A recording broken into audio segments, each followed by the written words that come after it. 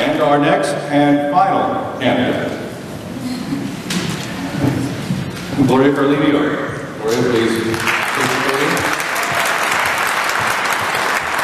Gloria Carlineo is a homeschooling mother of two and an attorney. She came to Bucks County from Washington, D.C., where she worked first as a legislative counsel for the governor of her native Puerto Rico, and then as legal counsel for the U.S. House Government Reform Committee. Ms. Carlineo has been actively involved with the Republican Party since the early 1990s and is currently the committee woman for Upper Solberry County. Thank you for being here, and let's begin. You have a minute for this. Why do you want the job, and explain how you think you are the best person to defeat Congressman Patrick Murphy? Well, thank you so much for asking that question, and I want to thank everybody for being here and still being here for me to answer this question. I am one of those persons that I strongly believe in the issues and why you want to run for something. In my opinion, the reason I want to run for Congress is because I believe that this country is great, that this is a land of opportunity, and that we need to work for this. I believe that aside from my education and also my work experiences, my experience growing up in a life that faced many obstacles and from humble beginnings, we can actually make it in this country through hard work, through sacrifice, and through perseverance. That we don't need to have government handouts, and we don't need to have entitlements in order to make it into this country.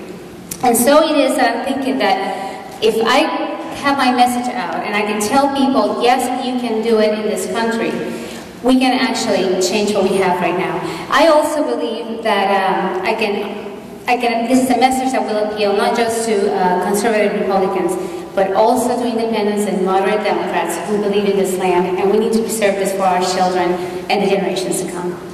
Thank you. Next question. You also have a minute. What should the federal government's role be in managing, controlling, or delivering health care? I am opposed to the current health care legislation that we have going through the House and the Senate right now. I believe that what we should have done was actually look at other reforms that could have changed the problem that we have right now. We don't have a problem with the healthcare system. I do believe that we have the best healthcare system in the world, that people come from all over just to have our healthcare. What we should have done was probably look at things like tort litigation reform. I think this would have definitely reined in all the costs of healthcare that are going through the roof right now, as well as look at the problem of the uninsured, as opposed to trying to change the healthcare overall. And I think if we had just focused on those particular issues, we could actually have the healthcare that we need in this country. Do you think the Medicare, Medicaid, government employee health plans are fine? We still need more of what we have now, is okay? Well, I believe that what we have right now is okay. Obviously, we have a lot of wasteful spending, and we have a lot of waste that we do have to rein in. And that's something that we all need to work for, regardless of what the legislation is going to be. And I believe that's just common sense that we need to do that. All right, next question. You have a minute. What is the 10th Amendment to the U.S. Constitution, and what does it signify to you? And can you give examples of where you think it's been violated?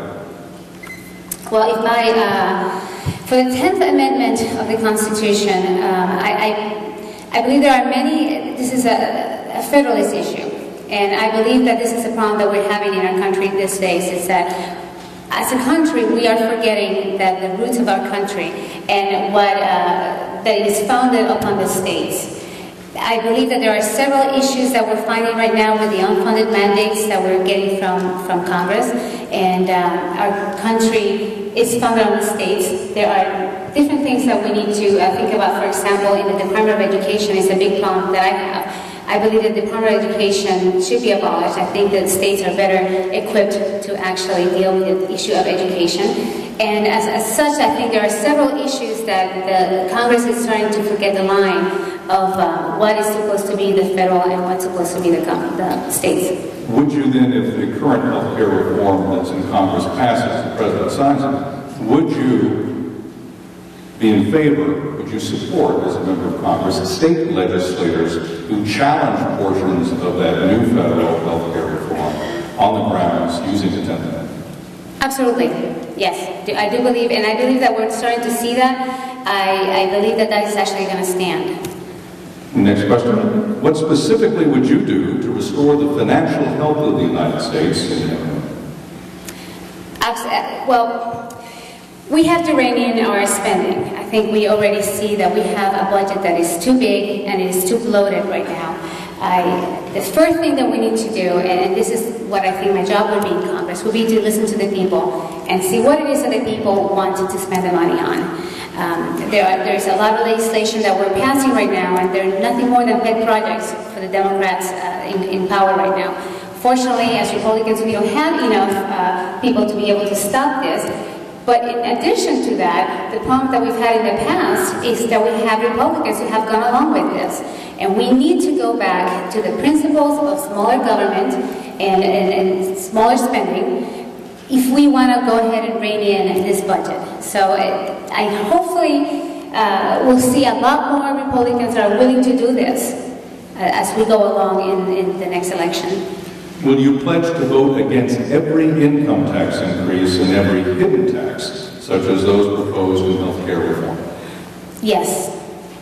Would you agree to limit your term in office? And if so, how many terms would you limit yourself to? I am so glad that you asked that question, because that is probably my biggest issue right now. I believe that if we had term limits in this country, not just in the House, in the Senate, and in every elective office, we would get rid of a lot of the problems that we have right now with corruption, with the lack of accountability, and more importantly, with the renewal of our government. I deeply believe that in 2008, the American people were not voting for change. They were voting for renewal. They want new people to be in government.